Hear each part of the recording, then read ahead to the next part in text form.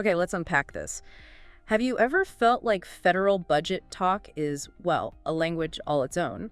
All those acts, bills, numbers, it can be incredibly dense. Absolutely. It's easy to get lost in the jargon. But what if we told you there are critical nuggets of knowledge in there that directly impact our world? Today, we're taking a deep dive into two really significant pieces of legislation: the Rescissions Act of 2025 and the Full Year Continuing Appropriations and Extensions Act 2025. Yeah, and what's fascinating here is how these two acts interact. It's almost like a conversation between making funds available and then sort of strategically pulling some of them back. Our mission today is really to decode exactly what's being removed or rescinded, as they say, and what key areas are seeing additions or extensions. Right. Think of it as a shortcut to understanding that complex ebb and flow of federal spending. Exactly. Giving you a clearer picture of where your tax dollars are or maybe aren't going. So before we dive into the specifics, let's define our core term: rescission. It sounds a bit technical, maybe a little intimidating. But in plain English, what exactly does it mean when the government rescinds funds? That's a great way to put it, the undo button idea. When the government rescinds funds, it really is Congress hitting undo on money that was previously approved but hasn't actually been spent or committed yet. We call these unobligated balances. Unobligated balances, got it. And the Rescissions Act of 2025, specifically House Resolution 4 or HR 4, is all about this specific action. It passed the Senate on July 17, 2025. This came after the president sent a special message proposing these cuts. Ah, okay, so there's a process involved. Yes, and importantly, these rescissions take effect immediately upon enactment. It's a fast-acting tool. Okay. Now, to really grasp what's being rescinded, we need to understand the source, right? Where did a lot of this money come from in the first place?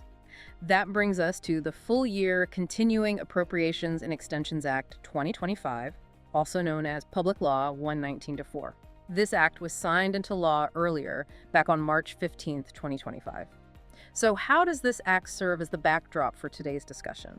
Well, this act, PL 119-4, was essentially the original source. It was the primary allocation for a lot of these funds. It was crucial because it laid out the appropriations, the funding, and also program extensions for fiscal year 2025 across, many government departments and agencies. So it's the big pot of money. It's the big legislative pot, exactly, from which a lot of those unobligated balances, the unspent money that are now targeted for rescission by HR 4, were drawn. But, and this raises an important point, PL 119-4 wasn't just about providing funds. It also contained its own specific rescissions. Wait, really? It cut funds itself? Yes, and it also made significant additions and extensions in other areas, so it's got multiple layers we need to explore. Yeah, this is where it gets really interesting then. HR 4 identifies these specific pots of money from existing appropriations, including from PL 119-4, and basically says, nope, we're taking this back. Let's break down where the largest and most notable rescissions are happening, especially those from that Full Year Continuing Appropriations Act we just mentioned, PL 119-4, and maybe also some from the 2024 Act. Absolutely. And you're right, the bulk of these rescissions, we're talking billions here, come from international assistance and development programs. For instance, looking at PL 119-4. First, development assistance. A massive $2.5 billion is rescinded. $2.5 billion, wow. It's a huge number. Yeah. However, it's vital to note, this isn't a blanket cut. None of these funds are taken from the Feed the Future Innovation Labs or the Countering PRC Influence Fund. Okay, so specific programs are protected. That PRC Influence Fund, that's about countering China, right? Correct. And additionally, none of this affects U.S. commodity-based food aid programs like Food for Peace and the McGovern-Dole International Food for Education and Child Nutrition Program. So critical food aid is safe. That's important. Very important. Then there's the Economic Support Fund. $1.65 billion is rescinded from that. And here, too, specific protections are in place.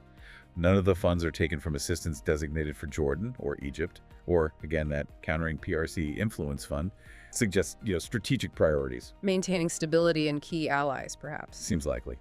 Next, Migration and Refugee Assistance. $800 million is rescinded there. And then global health programs. A significant $500 million is rescinded. Now, this is where the details really matter. Okay. None of these cuts come from programs specifically for HIV/AIDS, tuberculosis, malaria, nutrition, or maternal and child health. Those are shielded. But the legislation explicitly states that this protection does not apply to family planning and reproductive health programs. Ah, so it's a very specific carve-out, a deliberate policy choice laid bare. Precisely. It's quite pointed. And finally, under this category, international disaster assistance. $496 million is rescinded.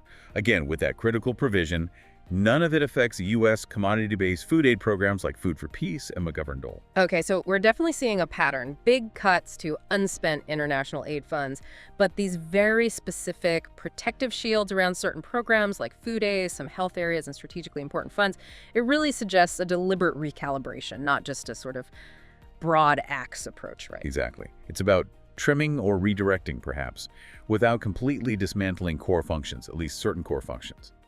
Beyond those big ones, H.R. 4 also rescinded other substantial amounts from PL 119-4, nearly $169 million from contributions to international organizations, over $157 million from contributions for international peacekeeping activities, over $436 million from international organizations and programs, and $460 million from assistance for Europe, Eurasia, and Central Asia. So a pretty wide net within international programs. Yes.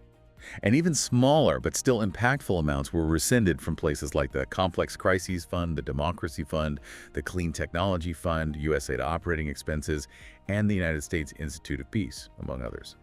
And just to complete the picture, looking back to the 2024 Appropriations Act, that's PL 118-47, H.R. 4 also rescinds over $33 million from contributions to international organizations and over $203 million from contributions for international peacekeeping activities from that year's funding. Okay, pulling back from previous years, too. And one last one, very specific and forward-looking. H.R. 4 explicitly cuts amounts designated for the Corporation for Public Broadcasting, but for future fiscal years, fiscal year 2026 and fiscal year 2027. Wow. So they're reaching into the future to pull back money that was already planned. That's right. It shows a direct removal of previously planned future funding, signaling a longer-term policy view on that particular funding stream. Fascinating. Okay, so we've talked a lot about the removals from the Rescissions Act, H.R. 4. But you mentioned that the Foundational Act, the Full-Year Continuing Appropriations and Extensions Act 2025, PL 119-4, wasn't just a source for cuts. It also had its own story, including additions and important continuations. What else did this act do? What did it bolster or extend? Yeah, this is crucial for the full picture. You can't just look at the cuts. While H.R. 4 was about pulling back unspent funds, PL 119-4 itself proactively infused additional funds into critical areas and ensured the continuation of many essential services. We see some really significant additional funding, either as advance payments for FY 2026 or immediate boosts for 2025. Like what? Well, huge numbers here. Over $261 billion for grants to states for Medicaid. Billion, with a B? With a B. And over $22 billion for the Supplemental Security Income Program, or SSI. Okay, those are massive safety net programs. Absolutely, affecting millions of people. There's also $3.6 billion for payments for foster care and permanency, and $1.6 billion for payments to states for child support enforcement and family support programs. So, clear support for social programs. Right. What about other areas? Defense? Yep, in defense. An additional $8 billion was appropriated, available until September 30, 2025. This is specifically for U.S. military operations, force protection, and deterrence, led by U.S. Central Command and U.S. European Command. And there's flexibility to transfer these funds between various military accounts. Okay.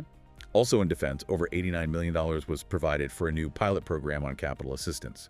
The goal is to support defense investment in the industrial base, potentially subsidizing up to $4 billion in loans and loan guarantees. Trying to boost domestic defense manufacturing, it sounds like. That seems to be the aim. And then for Veterans Affairs, really considerable additional appropriations. Over $30 billion for compensation and pensions, over $4.8 billion for readjustment benefits, and significantly, a brand new cost of war toxic exposure fund with $6 billion allocated, available until it's spent. That new toxic exposure fund sounds really important given recent attention on that issue for veterans. Extremely important. It's a major new commitment. So it's quite a contrast, isn't it? We see these specific cuts mainly in international areas, but then these massive infusions and continued funding domestically, especially for social safety nets, defense readiness, and veterans care. It really is a stark contrast, and it highlights the balancing act, or maybe the shifting priorities. And beyond those big funding additions, PL 119-4 also handled crucial health and program extensions. This is really important for day-to-day services. Okay, like what kind of extensions? Well, vital programs like community health centers, the National Health Service Corps, and teaching health centers, these all had their funding and authorities extended through September 30, 2025. Special diabetes programs and national health security programs were also extended to that same date. Keeping those community health resources going. Exactly.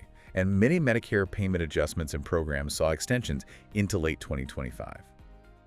Perhaps most notably for many people listening, telehealth flexibilities under Medicare were extended. Telehealth. That became so important recently. Hugely important.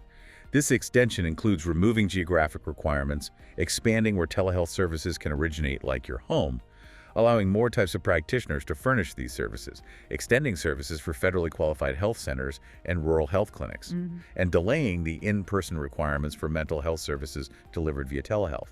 All of that is extended through late 2025. That's huge for access to care for a lot of people. It really is. It also prolonged the use of audio-only telehealth services, just the phone, and the use of telehealth for face-to-face encounters needed for hospice care eligibility. Plus, the Medicare Improvement Fund saw an increase of over $550 million.